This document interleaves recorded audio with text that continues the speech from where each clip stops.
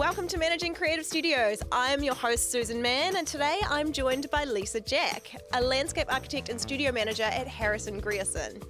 As a qualified and experienced designer, Lisa has worked across everything from wetlands and subdivisions to urban streetscapes and education precincts. But her real magic is how she connects with her clients and the community that she serves in designing her spaces. She's always talking about how spaces make people feel. So we're also going to learn a little bit about her talents in turning preserved flowers into absolutely amazing one-of-a-kind floral artworks. I'm really excited about this. Let's get into it.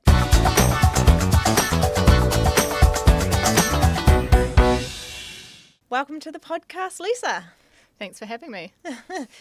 Why don't we start with what inspired you to get into landscape architecture?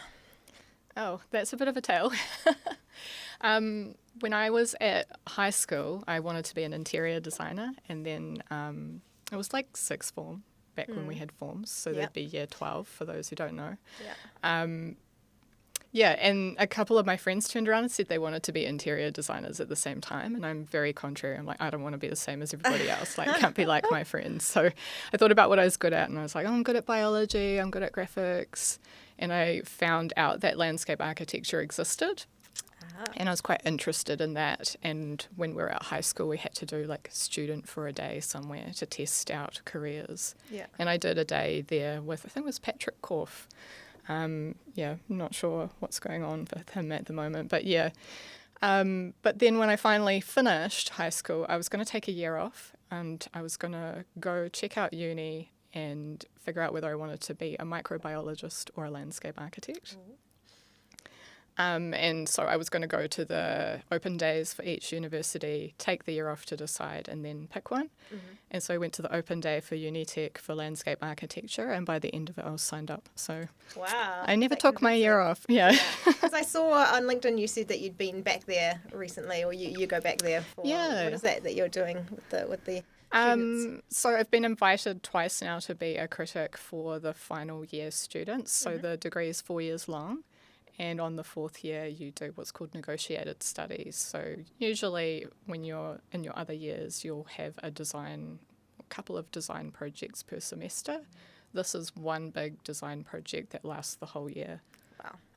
So it's kind of set out like a proper study project instead of being set as a scope that's been created by the lecturer. You have to create your own question, your own brief, and then answer it in almost like science in a way where you set the question, test it, and give an answer about whether it's, a good design outcome or not. Or it doesn't always have to be design. Can be theory as well. But Yeah, it's interesting. I told my husband that I was having a landscape architect on the podcast, and he was like, he didn't know it was you because we actually do know each other. But and he was like, oh, like the guy that came out and planted our back garden. And I was like, I think landscape architecture is a little bit more than that. But I think when people think landscape architect, they think back lawns, front lawns. That's what they think. But there's more to it than that. So what's the difference between, say, I don't know the terms, but like a landscape designer, a landscape architect, and an urban designer? Well, you've got all the terms perfectly, actually. So a landscape designer is very technical, has a lot of capability, usually residential scale, but that doesn't mean that they can't transfer into bigger scale design work. A landscape architect has a 4-year degree, so a landscape designer often has a diploma instead. Right. Yeah. So a landscape architect has a 4-year degree. In some cases, a lot more technical knowledge that is applied at a larger scale, so public space primarily. Need to be certified as well? You don't need to be certified. So we have an institute called the New Zealand Institute of Landscape Architects. That's Tuia Pita Ora. Yes, recently gifted that lovely name. But to be registered, you have to go through a year-long mentorship process, submit a workbook, and be interviewed by a panel to... It's not really certification in the sense of architecture, though. Yeah. So it's more becoming part of that membership and a few things. There are a few limitations. Like I would say personally, I wouldn't think somebody should be an expert in court cases and hearings unless they're a registered member of the institute. Yeah. Just because when you're in a court case, you need a lot of credibility behind you to make sure the commissioners or the judges have faith in your expertise. Yeah. And then urban design. Urban How does that differ? Urban design is often attained through a master's in New Zealand. Yeah. So you already have to have a postgraduate degree, and you can be an architect, a landscape architect, a surveyor, anything really. And then you do your master's in urban design. And urban design's really wide scale, but there is a lot of crossover between the disciplines. Yeah. And I'd say the key differences that landscape architects do not do that urban designers do would be things like feasibility studies, when you're doing calculations on lots to find out how successful it is in terms of like financial things as well as planning rules. I did forget to mention planners. There's also planners who are urban designers. Yeah, it's very... Oh, right, yeah. So, and because your company that you're working in, Harrison Grierson, they are huge, right? How big is that organisation? I would class it as a medium-sized... Really? A medium-sized engineering firm. There's only about 200 staff overall. Only. I've got 13 people in my workplace, so that's huge to me.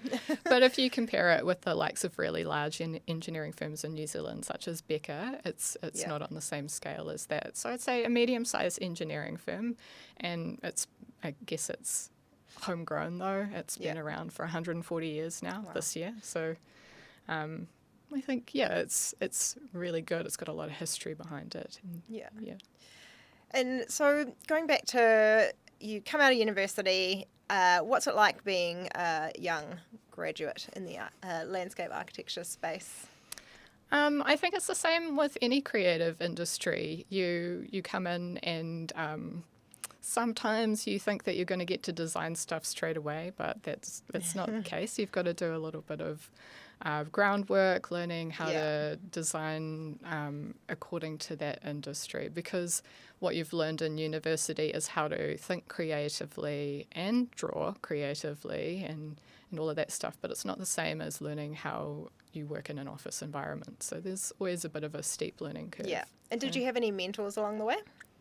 I'd say definitely people that I looked up to, yeah. Yeah.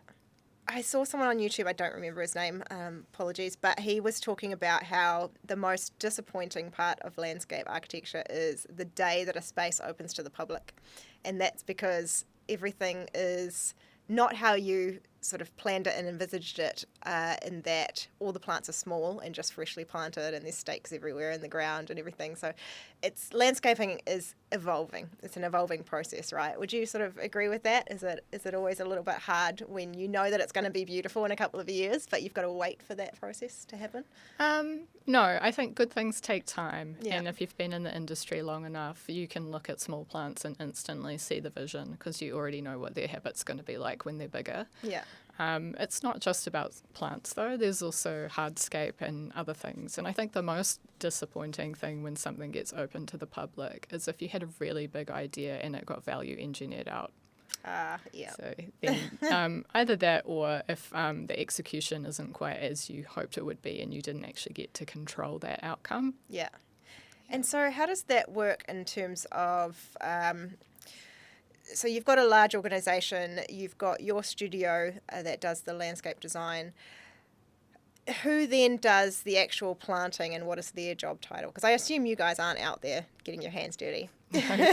Well, we do go out on site, but we're usually pointing, which is honestly one of my favourite parts of the job. So any firm really, you do the design. If you're lucky enough to be engaged by the client to oversee the construction, then it's done by a landscape contractor. So either the client engages them directly or they hire a project manager or they could be hired as a subcontractor under the main civil contractor, or you could also lead a project yourself as a landscape architect on behalf of the clients. Right. And so how long have you been at Harrison Grierson? It'll be 12 years this year. Wow, that's a long time. Some loyalty to the company there. And at what point did you move from being a landscape architect to being a studio manager? About 2 years ago. Oh, yeah. Yeah. And what was that transition like? Well, the job was advertised internally in the company, and I decided I'd apply for it. So, yeah, I applied for it. I had to have a job interview. I had to submit a resume, and I nervously awaited the results. And they didn't, I think the interview was October, and I didn't find out until January the next year. And it was it took quite a while. And I think that that Christmas holiday was a very drawn out one as I was waiting for that answer. But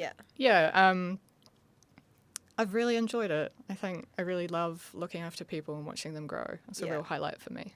And has there ever been an issue with you going from being a peer to being a manager? I thought that there would be, and I thought there would be more of one than there was, but not really. Everybody was really kind to me, and I'd started, and somebody was already in the company when I'd started, and then I ended up being their boss for a little while.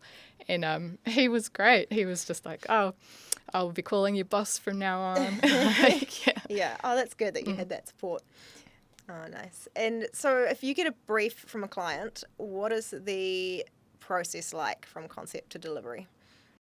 So usually what I'd expect is a concept stage with consultation with the client, ideally consultation with mana whenua as well, and then consultation with any stakeholders. If it's a public space, then consultation with the community as well. So you go through several iterations of your concept while consulting with all of those people, making sure that you're getting an outcome that's taking all users into account. And then once that's been approved, you'd then go to developed design, maybe a couple more rounds of consultation, but less, everybody knows which direction you're going in now. You may have to get the local board involved at that point as well. And then you'd be going into to detailed design, where you're actually drawing the details for how something's going to get built and getting it ready for resource consent, building consent if that's required. There's a lot involved. It's not just creating pretty spaces, is it? Oh, yeah, it's quite technical. And I kind of imagine that your brain is like a Rolodex of plants. Definitely. I think we had to leave uni knowing 120 plants, and I think I know more than that now. But it's kind of it's kind of like learning to drive. You only know the roads you need to know until you need to go somewhere new. So I think it's just knowing where to look for new ones and knowing the look and feel that you want and exploring. And being that you must have a huge library of plants, I mean, do you have some sort of application or software that keeps those, readily available for you to find? Or what software and applications do you use? We use Vectorworks in our office. It's BIM capable, so it's 2D plus 3D, and it's also got a really nice plant index, or Rolodex as you're calling it, where you can just pick the plants and then drop them in, and then you can create areas and mixes within those areas, and then it gets rendered out as well. So it's pretty nice. Is that what most people in the industry would be using? I don't think most people, maybe a sixth of the industry. It's probably me being a bit ambitious. I think most people use AutoCAD, to be honest. But AutoCAD doesn't have that capability for the plant index, so that's why we chose it for our company, because we were really keen on that. We were really keen on being able to change the shape of an area that had these plants applied to it, and then it automatically updates the schedule. That's really nice. And what about markups? So is that something that you do internally with people's work and externally as well? And how do you go about that process?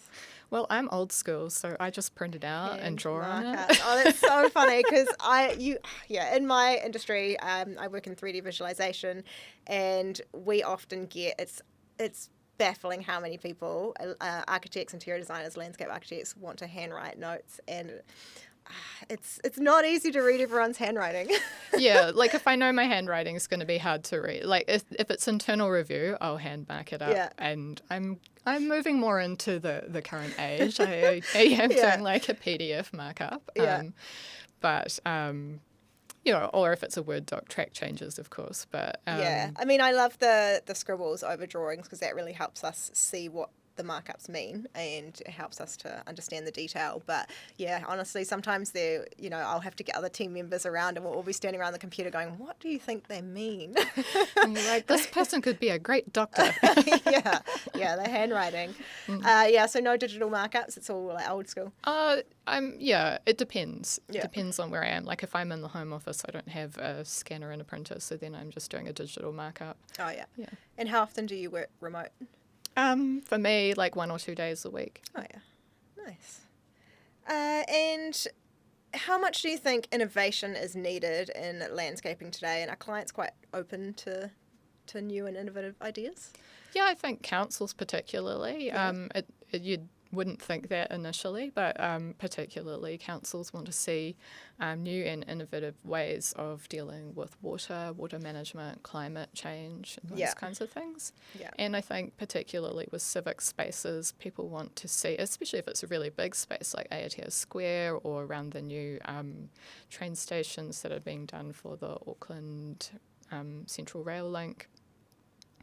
Yeah, there's going to be lots of unique consultation, collaboration with mana whenua, so there's going to be bespoke pieces of furniture, paving and those kinds of things, so innovation's really needed for that. And with your team, how many direct reports do you have? I've got to count. 4. 4 direct reports. And so do you do all their performance reviews and everything as well? Yeah.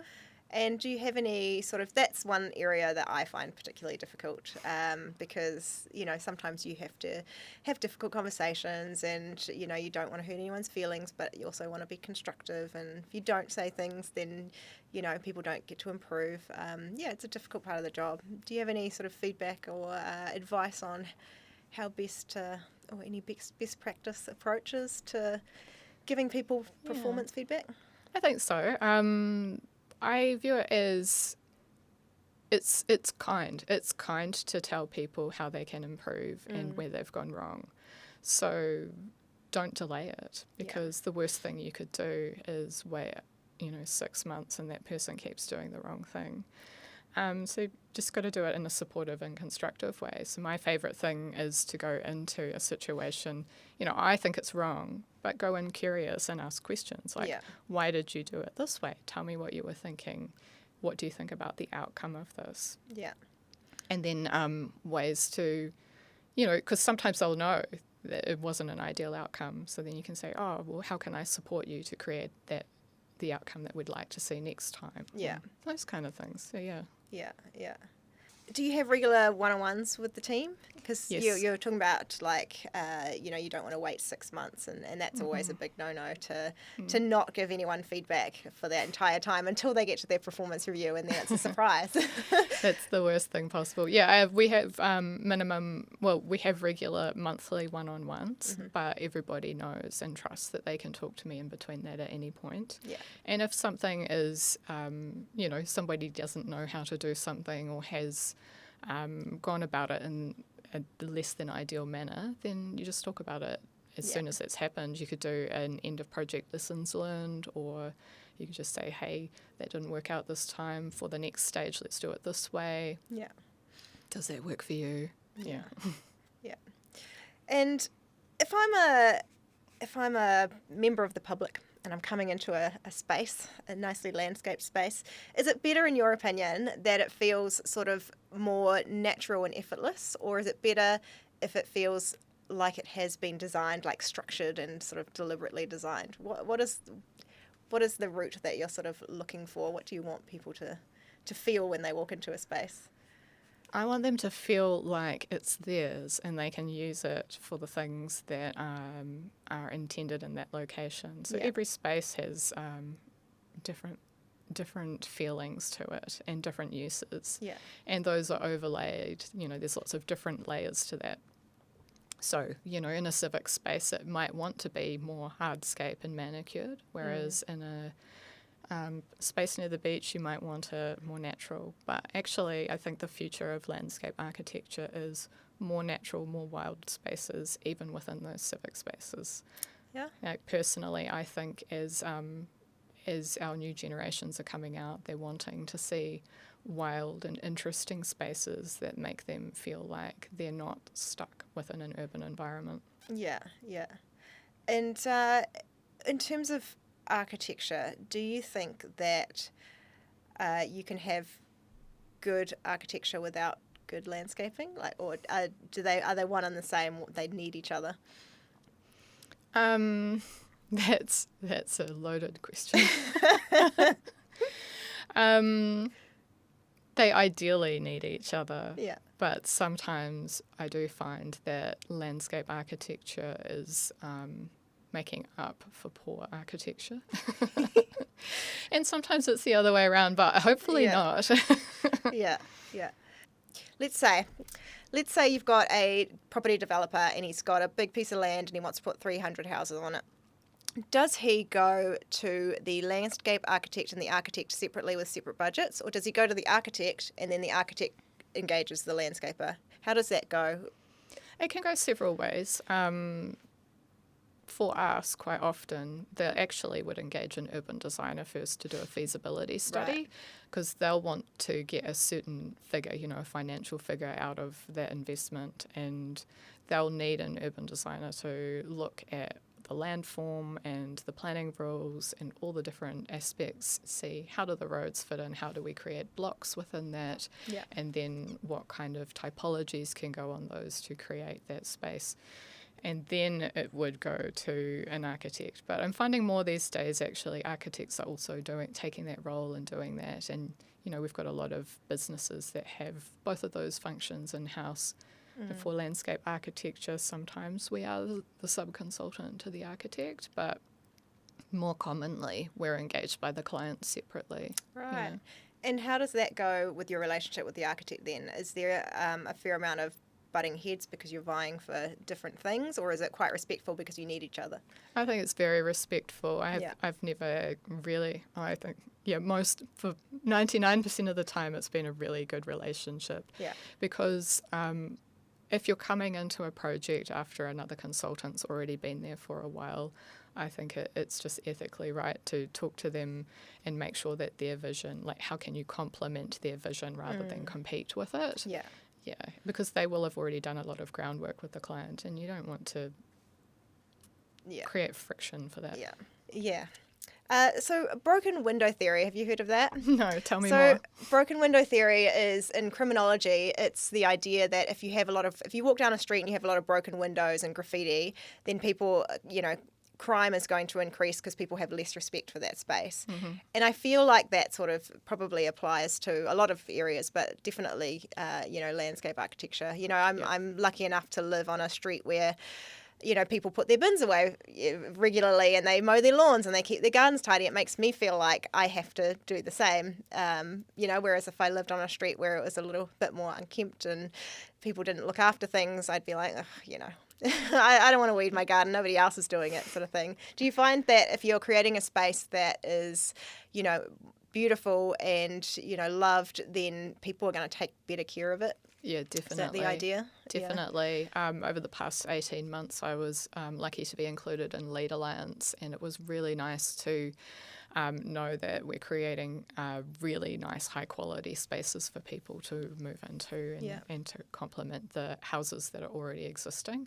So some really nice reserves have gone in, and I 100% agree that a high-quality space makes people proud of where they are and they have more respect for it. Yeah. And what are some common mistakes in landscape design? Are there any that make you quietly wince? I think wrong plant in the wrong place. Right. Right plant in the wrong place, I guess. If you've got a shade-loving plant that's been put out in the sun, or a plant that's going to grow huge where it shouldn't be, or riparian margin that is subject to a lot of flooding, and then you put some really big things in as part of the flood zone, and they're going to obstruct that water flow, so that's not good. Yeah. Yeah. Do you just drive around town and go... It's not too bad because most people know what they're doing. And, sometimes you've got to, you'll look at it and you go, that's in the wrong place, but I understand the vision. Yeah. And so you've just got to step back and go, that wasn't an ecological decision, that was a design decision. And there are differences. Yeah, yeah. A famous example is Christopher Wren. He came in the 1600s after the London fires and redesigned the whole of London. And they didn't pick his beautifully designed streets for whatever reason, too expensive or too complicated. I mean, he designed the St. Paul's Cathedral, but that's another story. But, he famously didn't get to design London. And if you go to London now, the streets are all big and small, and it's a mix of old and new, and it's got a lot of character and charm. But as somebody who's the person whose job it is to create a beautiful space and showcase your vision to the client, how do you go about convincing the client that your vision is going to be what's best for the city or what's best for the community or what's best for the project? Well, that's probably only relevant if your client is influential on, community spaces. Yeah. But like if you had, say, that developer with the 300 homes that they wanted to create and you looked at the space and you said, well, I think you really need a couple more pocket parks. It's about communication at the end of the day, right? Yeah. So nobody's going to buy into your vision if you're not listening to them as well. I think another thing that makes me cringe is when a designer might come in and say, oh, my way is the best way.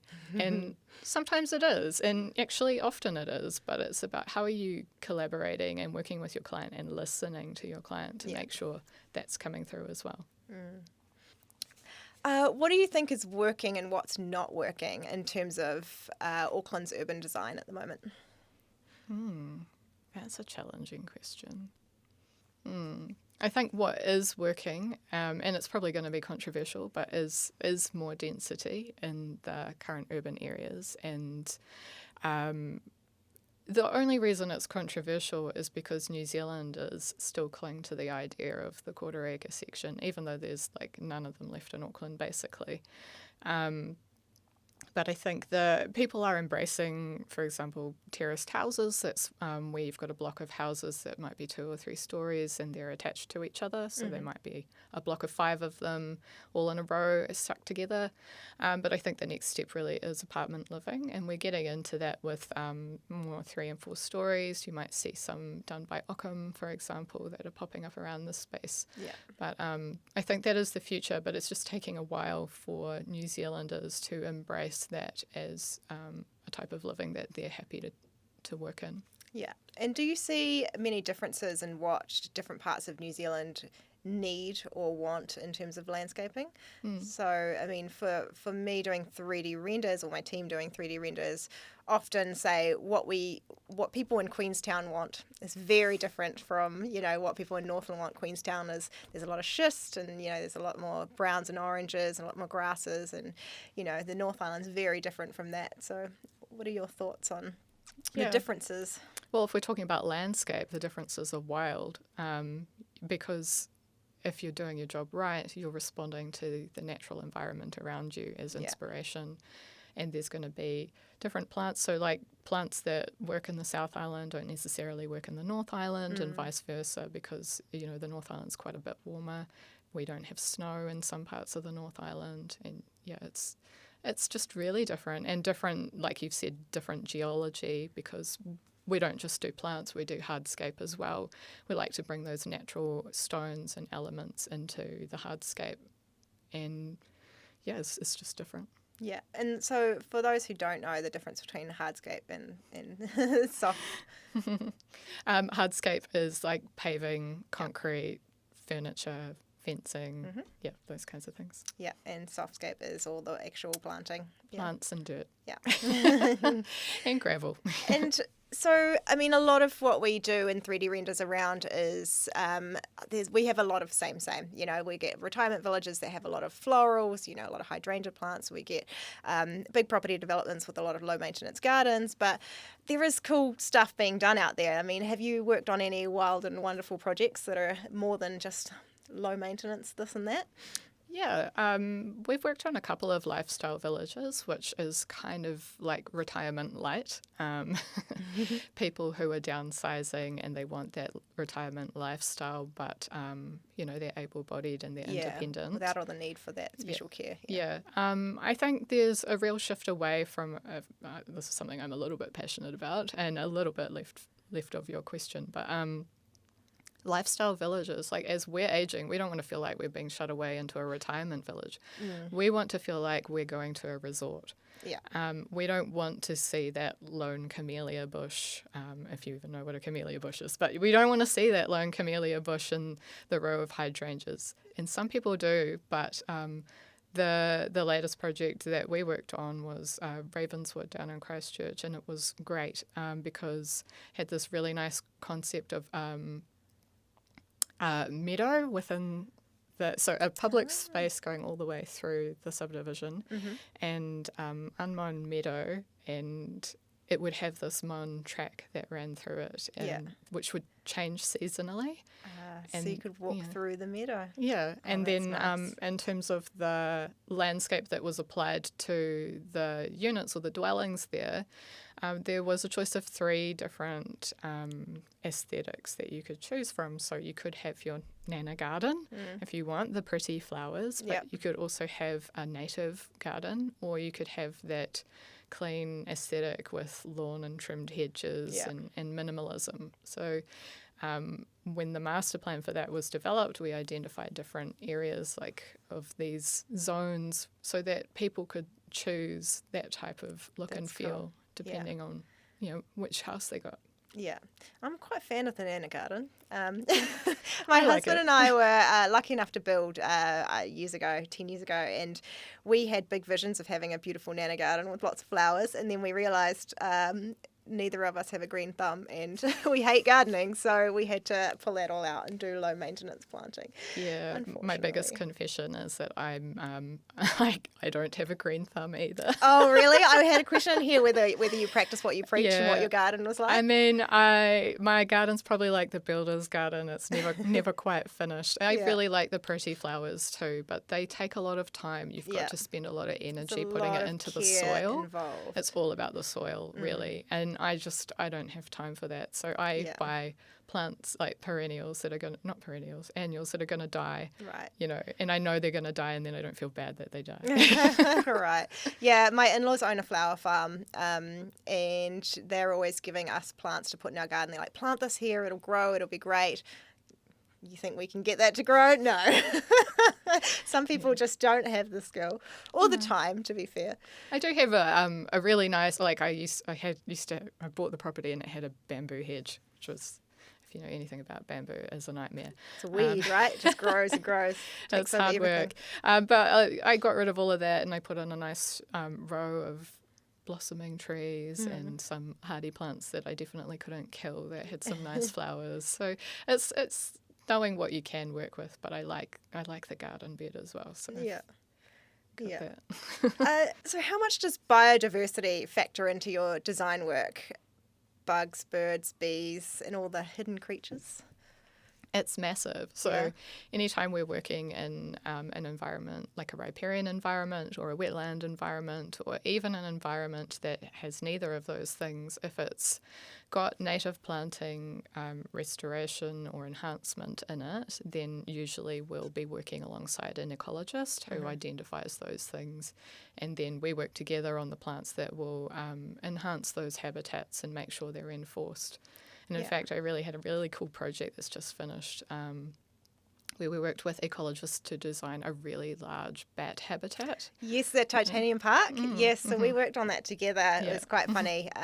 So, I mean, Lisa and I know each other because we've got mutual friends, so we see each other at parties every now and again. And then I jump on a Zoom call at work, and then there Lisa is, and we were doing some renders for Titanium Park, and you worked on that big project, which is a precinct in Hamilton. Yes, don't want to get that wrong. Hamilton, just outside the airport there. Yeah, and it's actually the first compensation site's been fully planted now. Yeah. Which was thousands and thousands of plants. And I'm really excited to see when it actually gets opened officially by the client. But it's I lovingly call it the Bat Hotel because we're creating accommodation and buffet for the bats. Ooh. And so can you go walking through the Bat Hotel? That's really cool. And who do you have to talk to? Because obviously, when you're designing a space like that, there's so many other people involved, like specialists and conservationists. And how does that work? It depends on the project every time. This project was ecology led, so Titoki, I've got to remember their names. Titoki Landcare did the ecological design because they knew what the bats needed. So they led with a list of plants. We added to it and they edited it however they liked. And then they said, this is the vision. We want these clumps of trees for them to roost in. We need the whole exterior buffered from light from everybody else, the adjacent lots. And then we want to enhance the vegetation adjacent to the Waikato River because the site butts right up to the Waikato River. And then there needs to be wide open spaces for meadow areas for the bats to find their food in. They also instigated widening a farm drain to create a pond, which creates it attracts other types of bugs. So we've got the pond loving bugs and the meadow loving bugs, and then that's why it's a bat buffet. So. Oh, nice. And then infrastructure in general, how do you design it so that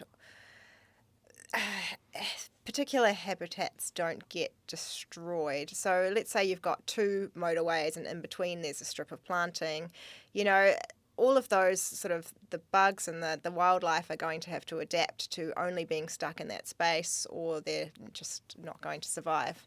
Is that something you always have in the back of your mind when designing spaces? I think definitely. I haven't particularly worked on any large motorway projects, but when I was at Boffa School, I remember there was a really big motorway project going up north.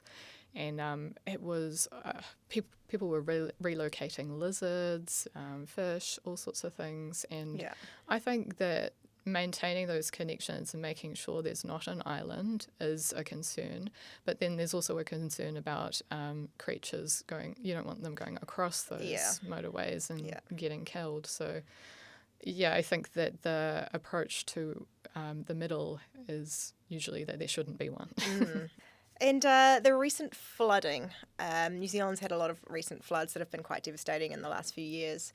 So what's your take on what's causing them, and what role does good design play in the fix of these situations? Yeah, I think I can't say exactly what's causing them.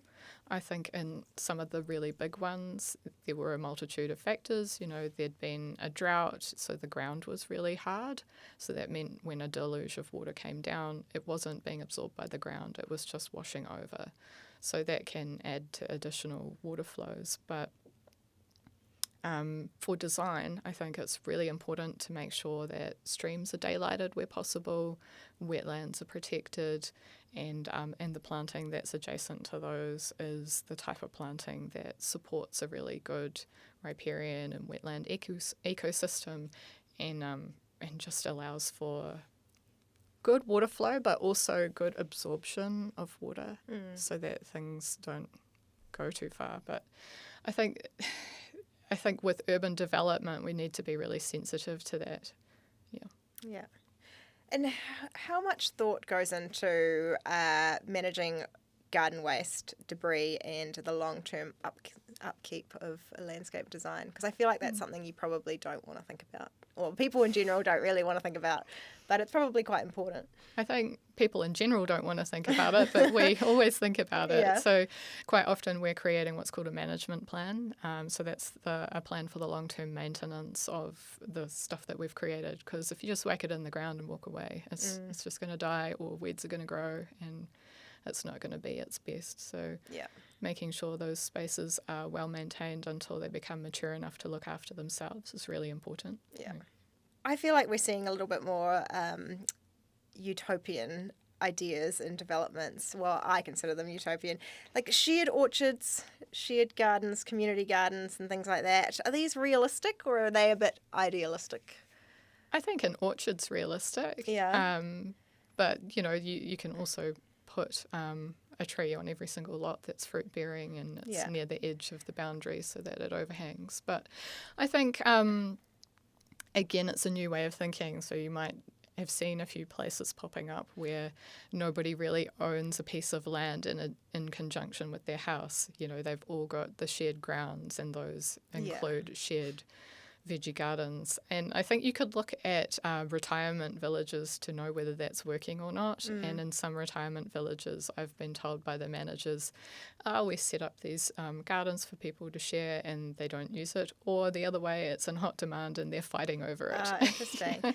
I guess my concern is, I had a friend who had a feijoa tree out the back of her house, and some guy was just going down her driveway. You couldn't see it from the front of the house, but he just goes down her driveway and picks all her feijoas, and then she'd tell him off and he doesn't care. He just goes onto her property and picks feijoas. I've heard stories about people jumping people's fences to pick fruit and things like that. So I guess my concern would be the safety aspect of having, food that's free for the taking. If it was my neighbour, rustling around, in my backyard, picking fruit and vegetables, fine, maybe. But if it's some rando off the street, and what's stopping them? So I guess maybe that's my paranoia. I think it depends on the way it's designed. So, obviously, if it's this enclosed space behind everyone's back garden, then it does feel like people coming in who might not be part of the space are trespassing, but I don't think we should view it that way. I think we should design the spaces so that they are open. They do feel like they're shared because that's what they are.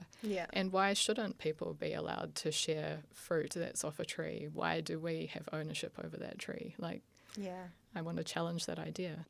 Yeah, I should clarify. I love the idea of community gardens. The only thing is when it's on private property, there's the whole stranger danger thing. But community spaces, this is something that New Zealand does really well, isn't it?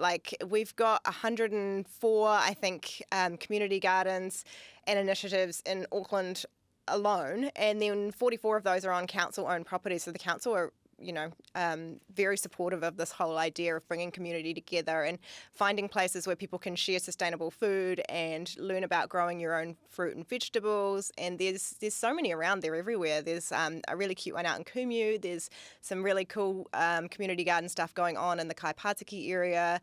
In this cost of living crisis, it's a great place where people can come and, it's this sustainable food source for everybody. And you would know all about this. You've probably designed for both private and public areas, haven't you? Yeah, I've actually designed a couple of subdivisions with edible walkways in mind. So that's a public walkway with edible food that's all the way down. So every plant is edible, whether people choose to or not. But that's cool. So, most people now, maybe not most people, but there's a lot of low maintenance gardens needed. Is that kind of frustrating for you as somebody who has to, whose job it is to make spaces beautiful? Is that a little bit frustrating to be told it needs to be low maintenance? No. No? Not at all. I just think about myself and my own gardening skills and the fact that low maintenance would be great. And there are heaps of ways to make things beautiful and low maintenance. Yeah. So, it's just about choice. It can still look beautiful. So sometimes when I'm picking, if I'm working on a subdivision, if I'm picking a hedge, I'll make sure it's a hedge that doesn't grow more than 2 metres high at maturity without someone trimming it. Yeah. Because then, if it grows 5 metres high without someone trimming it, they're going to get really annoyed. But if it grows 1.5 at maturity, Yeah. They can just leave it and it won't matter and it's still going to look good. I suppose there's a lot of choice now in what you can pick and what goes into spaces, so it might make it a little bit easier to make spaces beautiful within all these limitations that you have. Yeah. Have you noticed any particular trends between when you first started in landscape architecture to what people are wanting now? I think definitely for public realm.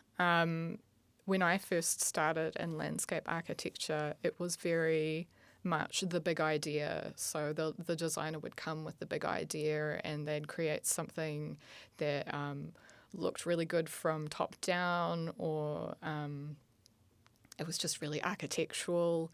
And these days, I've really noticed a massive shift between co-design and consultation with mana whenua, which is as it should be. And so much amazing design comes out of that, such rich storytelling, and having the ability for tangata whenua to have control and ensure that their stories continue to be told is just so much better. So I think it's a shift for the better.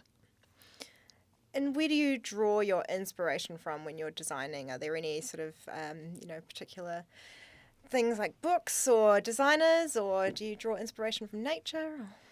Definitely from nature. So like I said, each site has its own story and its own voice in a way. It sounds a little bit cheesy, but, you go for a site visit and you'll notice things about the site and it's got its own personality and you want to celebrate that, enhance that, talk about that. And especially, like I said, if you're in co-design with mana whenua, there's going to be layers to that. And then in terms of inspiration from other people, I actually find a lot more inspiration from artists. So I can't particularly name artists, but sculpture, I really love sculpture, and I think you get new ideas from other people's work. So rather than other landscape architects, because then it just becomes an echo chamber, other types of artists are really inspiring. Yeah. Yeah, I mean, the only landscape architect that I could probably name off the top of my head would be Roberto Burle Marx, and he is a Brazilian landscape architect, and he used to be, he is an artist, or was an artist when he was alive, and he pulled drew a lot of inspiration from his painting days in, Germany studying art, and you can see that sort of abstract art in all of his landscapes. So when you look at everything he does from a bird's eye view, it's all these bold, strong lines and colours and solid shapes. And, he's got this beautiful mosaic promenade in Rio that goes all the way along. And, yeah, just being able to draw from all these different artists in different areas of the creative industry must be super inspiring. And I imagine that's probably something that, a lot of landscape architects do.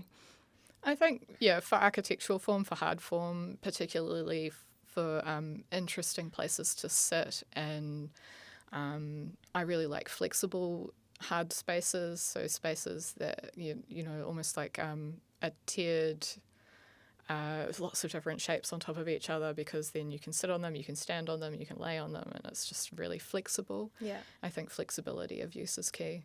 Yeah. And you actually run a business on the side. You got a little side hustle, the Memory Botanist. I do, yes. Tell me a little bit about that. So that's a bit of artistic, creative outlet. So I press and I dry people's special occasion flowers, and then I turn them into art, and then they get to take them away. I like it because it means that I'm not looking at a screen. I'm doing something with my hands. Yeah. I'm feeling creative. It's slow. I like slow art. Yeah. Yeah.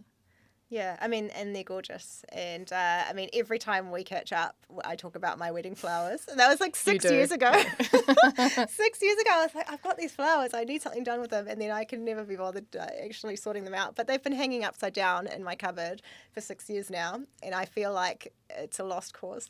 I don't think it's ever a lost cause. Like, they're sentimental. You've obviously got them still hanging up because you value them. Yeah. So you can keep them like that if you want. Or you can put them in a frame with me. But or if you don't like the way they look anymore, we could do a recreation and I could press it for you. Yeah. And is this business that you've created, is it just a passion project, or are you building something greater with it? It's just a passion project. I want it to stay fun, and the minute it's not fun anymore, I'm not doing it anymore. Right. So I only take on 3 a month. I keep it really limited because I'm working full time. And I want to make sure that I'm doing my best work for the people that have hired me as well. Yeah, I like how in line it is with what you do. Yeah, well, I love flowers. Yeah. I mean, I don't think you'd get too many landscape architects who actually say I love flowers in the context of their work. Why not? I think we like to see ourselves as quite architectural and modern and chic. Uncool to like flowers. Yeah, I think it's fine to like flowers in your own time. I see. And what is your favourite flower? I'd say I've got a top 5, and yeah? it's definitely the Nana Garden. Yes. I love dahlias, probably my number 1. Yeah. I've got a new passion for anemones and I ranunculus. love anemones. They're my favourite. They're such a dainty little flower. Yep. And then hydrangeas, of course. Yeah. I said top 5, and that's only 4. Pansies. Oh, pansies. Yeah, so I'm definitely a Nana at heart. Yeah, yeah. Well, who doesn't love flowers? Some people, yeah. Other than landscape architects. Pretty sure my husband's sick of my house being full of flowers, or our house. You got a lot of indoor plants? I don't think so, but he does. How many do we have? We have like 5. Yeah. It's not that many. That's not many. They're not at that all. big. I've got more than that. Yeah. But it's because I keep getting deliveries of bouquets to you've got preserve dried flowers everywhere. Yeah, and he's going. It's not the live flowers that are the problem. Oh, it's the live ones as well. He's just like, this house is never ending. It's always full of flowers. And I'm like, well, what else do you want it to be full of? Because if it's not flowers, it'll be something else. Yeah. Oh, well, that must be lovely being surrounded by flowers all the time. Yeah. And it's nice that you get to be a part of, creating these long-lasting sort of impressions for people, because people's wedding bouquets and are really important to them. I think so. And I think it also is reassuring for those people, maybe particularly the people that think that flowers are a waste of money. It's one day and then it's gone and it's so ephemeral and, what's the point? And then if you know that you can keep it forever, because there are still pressed flowers that are around from like the 1800s that have survived well. Wow. So, you can be confident that it's going to last your lifetime as a minimum. Yeah. Suddenly it doesn't seem like it's not so worth it anymore. Yeah, I mean, I've never thought of flowers as not worth the money. I mean, I'd love to be one of those people who could afford a floral subscription every month. But that would be nice. Unfortunately. Alas, I'm not there yet. Yeah, well, you've done a few floristry courses, haven't you? Yes. Workshops, I guess. Oh, that's right. You were the photographer at a floristry workshop that I went to. Yeah, yeah. Well, because my mother-in-law is a florist, and her and her husband also own a flower farm, and so yeah, I mean, I love flowers. They're really pretty. I've helped her do a lot of weddings, and and I went to a floristry course with a friend, and we did a little bouquet workshop, and it's fun. I love flowers. I just think they make you happy. Yeah, they certainly make me happy. Yeah, yeah. Now we'll change tack a little bit. So what's your take on AI in the landscaping space? Is it something that your organisation has utilised? Yeah, we're starting to branch into it, as most organisations are, and I think we're doing it with caution to make sure that our clients' IP is protected. So that's a really important step to take. But I think we're also looking at innovation in that space, and we have a digital team that's really committed to really innovative outcomes for our clients, including creating apps and all sorts of things. Oh, wow. Yeah. Yeah, it's an interesting space. Mm-hmm. But for landscape architecture specifically and design, I'm a bit hesitant about it. I'm not sure, particularly in the landscape, we've got really sensitive spaces that have stories from cultural consultation that I'm not confident AI would be able to express those appropriately. And I think we still need that human element to see all those underlying layers of a landscape and to go to a site and see all those things that spark our creativity that I'm not confident that AI knows how to do that yet, or even should know how to do that. I'm not sure. I hate to say it, that it could make rendering a lot faster. Shh, don't tell people that. No.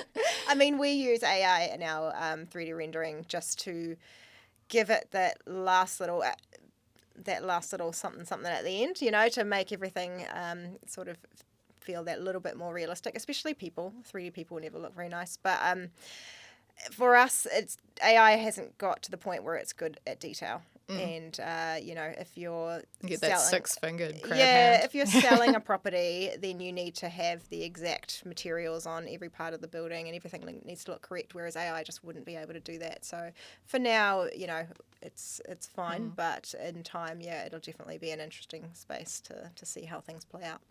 Yeah, I'm a bit hesitant to know what it's going to look like because I think it could be a really good tool.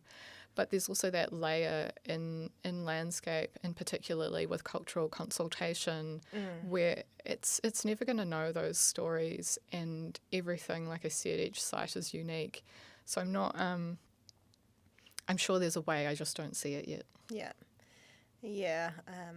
It's very interesting. I mean, I'm very optimistic about AI in terms of some of the things that I do. So project management, and that sort of thing. And workflow management, but then you think about it as a creative, I feel, a little bit more offended by some of it, Yeah, I think you actually are right. I just instantly went to the creative, but for workflow management, like email, even filtering emails, meeting minutes, meeting minutes, it's a dream using like Otter AI. Yeah, for sure. Yeah. And what advice would you have for somebody who is a budding landscape architect who might be wanting to climb the ladder at some point? Well, what does climb the ladder mean? Get into a management position at some point, like yourself. I think, I don't know if there is advice. I think you've got to go through the tiers. You've just got to make sure you know everything there is to know about the level that you're at before you go forwards. But that's just me. I think everybody's different. Some people are really ambitious, and there's nothing wrong with that. Yeah. If you want to go there, aim for it. The weird thing about me is I never actually aimed for this position. Right. I never saw myself as being more than a senior landscape architect, and I became a senior in 2016, and then an associate, and then a principal, and then a team leader, and these things kind of just happened to me. The opportunities arose and I took them, but they weren't things I was actively seeking. And I think if you really want it, just go for it, because it's there for the taking. Yeah. I mean, those things must have happened to you for a reason. You're obviously hardworking and good at your job. So thank you. Key points. Yeah. And lastly, Lisa, what is the best part of your job? The variety. I think being a landscape architect, so you don't get bored. One day you'll be doing a spreadsheet in Excel. The next day you'll be out on site in gumboots telling somebody they need to shift something. Then you might be back in the office doing a report in Word, really detailed analysis of the visual effects of a proposal. And then you might be in a workshop looking at the bespoke sample of a seat and making sure that it's going to be produced as per your specifications.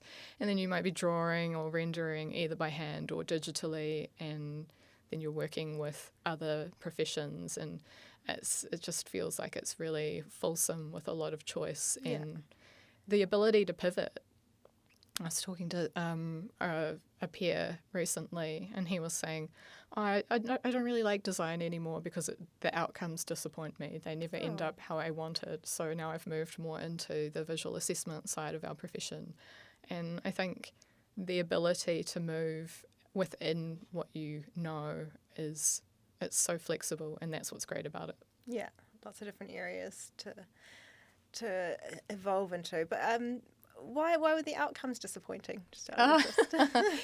He was expressing frustration at I think just the way some contractors put things in the ground. And I think particularly with hardscape, more so than softscape, when you things have to go trust wrong. someone else to finish the project for you, right? Sometimes, yeah, and when things go wrong, especially on hardscape, it's really obvious that they're wrong. At least to us, we'll go, oh my gosh, that curb's been poured really badly, or those pavers weren't set really nice, or why did they?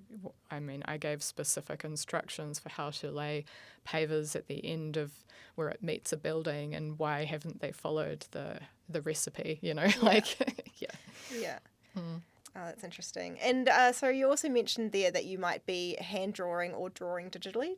Does there a lot of hand drawing still going on? For me, like I said, I'm really old school. Yeah. But I think I encourage it because it's a different way of thinking. I think you're using a different part of your brain. Yeah. Some people, or a lot of people, design straight into the digital program these days, and there's nothing wrong with that. But for me, if I'm thinking and I'm thinking about shapes, for me it's much easier with a pen. Yeah. Especially if they're organic shapes. So, yeah. That's interesting. Oh, nice. Well, Lisa, thank you so much for coming in today. I've enjoyed talking to you, and I hope you enjoy the rest of your weekend. Thank you. You too.